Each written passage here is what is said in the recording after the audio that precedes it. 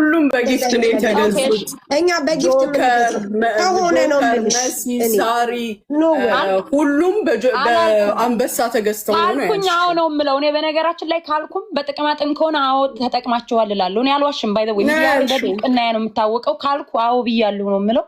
ብዬ ከሆነ አላልኩም እንጂ አዎ ነው የምለው። ግን አላልኩም።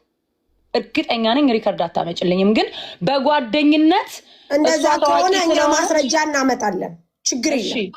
እሺ አምጩ ብዬ ከሆነ ምን አዎ ብያለሁ እላለሁ። ችግር የለብኝም። ግን በጓደኝነት ስለምሷን ስለሚያውቋት እሷ ታዋቂ ስለሆነች ይሸፋፍኑላታል ብያለሁ። አሁንም እንደዚህ አይነት ስሜት ስለሚሰማኝ ነው ምን ነው ያንን የምለው።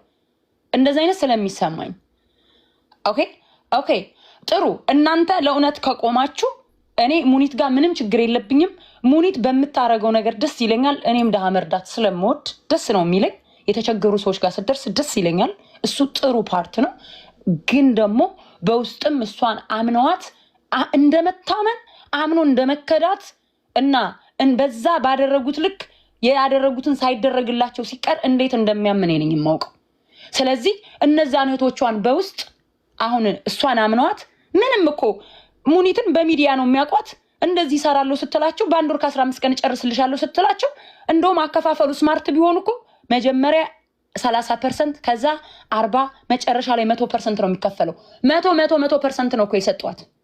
ከማውቃቸው ልጆች ካናገሩኝ እምነታቸው ራሱ እንቅልፍ ሊነሳት ይገባል እሷን።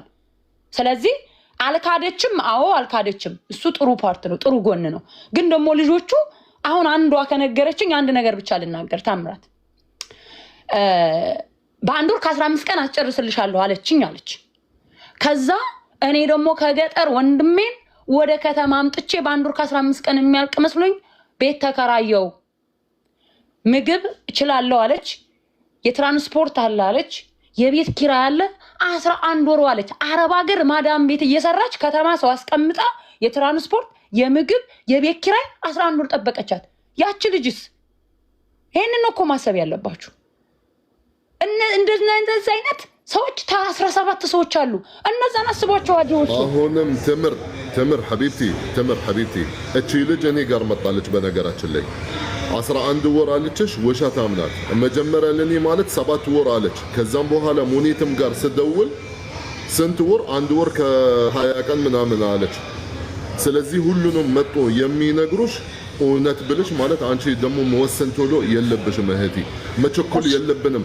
ሁላችንም ሰው ነን። እነሱ ማለት የሚያመጡልሽ ነገር ትክክለኛ ሊሆን ይችላል፣ ትክክለኛ ላይሆን ይችላል። እዚህ ጋር አንቺ እውነትም ለነሱ አስብሽ ከሆነ እንዲህ ቶሎ ማለት ቸኮልሽ መፍረድም የለብሽም።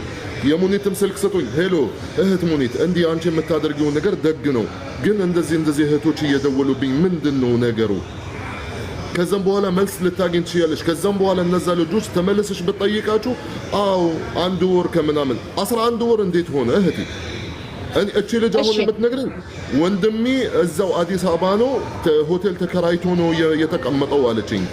ከገጠር መጥቶ ነው የዛሬ ሳምንት እኔ ጋር ነው የመጣችው። እኔ ደግሞ ሙኒትን አናገርኩኝ። እህቴ አለቻት ስፒከር ክፈት አለችኝ። ታሚ ከፈትኩት ሙኒት። ከዛ ስታወራት እህቴ አሁንም ብር የምትፈልጊ ከሆነ የኔ ሰተት ነው እስካሁን ድረስ ማለት የተቀየረ ህግ ምናምን ከፈለግሽ ብርሽን አሁን ነይና አሁን ሙሉ ልስጥሽ። መጠበቅ ከፈለግሽ ቪዛ እንድጨርስልሽ ወላሂ ረብል ዓለሚን የምጠይቅኝ እኔ ስፒከር ከፈቺ ልጅቷ ፍለፊት ይወዚ ቁጭ ብላ ሙኒትን በስልክ ስታወራት ከፈለግሽ አሁን ነይና ብርሽን ሰጠሻለሁ አለቻት። ወይም ከፈለግሽ በቪዛ እንድቀጥልልሽ እንድጨርስልሽ ከፈለግሽ አሁንም አለ። አይ እህቴ በቃ እኔ አምንሻለሁ ችግር የለም ብላ ይሄ የዛሬ ሳምንት አንቺ አሁን የተናገርሽው ልጅ ማለት ነው ወንድም የ11 ወር ምናምን ያለችሽ አዲስ አበባ ተቀምጦ ሆቴል ነው የተቀመጠው። አስብሽዋል? እሷ በራሷ ፍቃድ ማለት እሺ አንቺ ቀጥይልኝ ብሩን አልፈልግም አንቺ ጋር ይቀመጥ አንቺ ጨርሽልኝ ብላ ነው የጨረሱ የተስማሙ። ዘላ አሁን ወደ አንቺ የመጡ ድራማ አጀንዳ የሆነ ነገር ለማድረግ ብሎ ነው። ሌሽ ይህንን ጥያቄ ለአንቺ ሳይሆን ለልጆች እናንተ መጣችሁ ማለት ደስካሳ አደረጋቸው ከሙኒት ጋር እዛው ሌላ ቦታ ሄዳችሁ ስሟንን እያበላሻችሁ ሌሽ ለምን? ሐራም አለይኩም ያ አኺ። እሺ ታሜ እኔ አንድ ነገር ብቻ ልበል። በቃ አንድ ብቻ ነገር ልበል። እኔ ስለ እውነት እነዚህ ልጆች አላውቃቸውም። አላውቃቸውም። ይሄም በደንብ መታወቅ አለበት።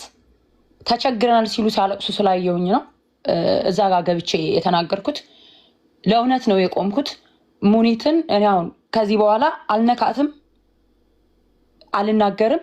ግን የልጆቹን ብር እንድሰጣቸው አድርጉ። ተሰይት በቃ እኔ ምንም የምፈልገውን ሙኒትን እኔ እኮ ሰው ስትረዳ አውቃታለሁ አልኳችሁ እኮ። ሰው ሙኒት ጋር ያገናኘኝ የልጆቹን ባ ነው፣ ልጆቹ ሲያለቅሱ ነው። እና ደግሞ እኔ በእንደዚህ አይነት ኬስ ከአሁን በፊት ቪክታም ነኝ። እንደዚህ አይነት ህመም ይገባኛል። ሰው በቃ ትርዳቸው። አሁን በወር ከ15 ቀን ብላ ረጅም ጊዜ ሲቆይ እስኪ አንተ አስበው። ደግሞ ቪዲዮ ላይ እየሰራችው ሴቶችን ነው ያለችው። እያንዳንዱ የተቀበለቻቸው አብዛኛው ከ50% በላይ ወንድማችሁን ወይም ባላችሁን አመጣላችኋለሁ ብላ ነው። ስለዚህ 100% ክፍያ ሲጀመር መፈጸም አልነበረባቸው። ምን አረብ ሀገር ላሉ እህቶቼ በዚሁ መልዕክት ማስተላልፈው እህት ወይም ወንድም ማምጣት ከፈለጋችሁ ለደላላ 100% አትክፈሉ። ፕሮሰሱ እያለቀ 20%፣ 30%፣ ከዛ 100% ቪዛ ሲሰጣ ተረጋግጦ ሲሰጣችሁ ማለት ነው። እሱም ፌክ አለመሆኑን አረጋግጣችሁ ቪዛው። በጣም ብዙ ልጆች እኔ እዚህ ሲያቀብጠኝ እዚህ ጉዳይ ውስጥ ባለፈ መብረቁ ውስጥ ቤት ገብቼ ሳወራ የሚልኩልኝ ጉድ በውስጥ እኔ አልችልም እንደዚህ አይነት ነገር አትላኩብኝ። አሁን እኔ የሙኒትንም ጉዳይ ዛጋ ሲያለቅሱ ስላየው እንጂ እኔ የተዘረፉ ሰዎችን አስመላሽ አይደለሁም።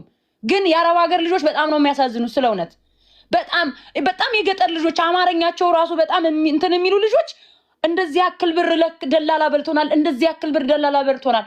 እናንተ መጀመሪያ ክፍያ ስትፈጽሙ ተጠንቀቁ።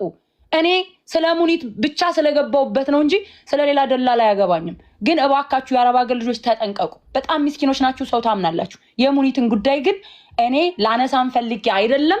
ግን በቃ እናንተ የልጆቹ ምር እንዲሰጥ አድርጓት። እኔ ከዚህ ውጭ ሌላ ሙኒት ጋር የሚያገናኝ ነገር የለም። ስለ እውነት ስሚ ልንገርሽ የሙኒት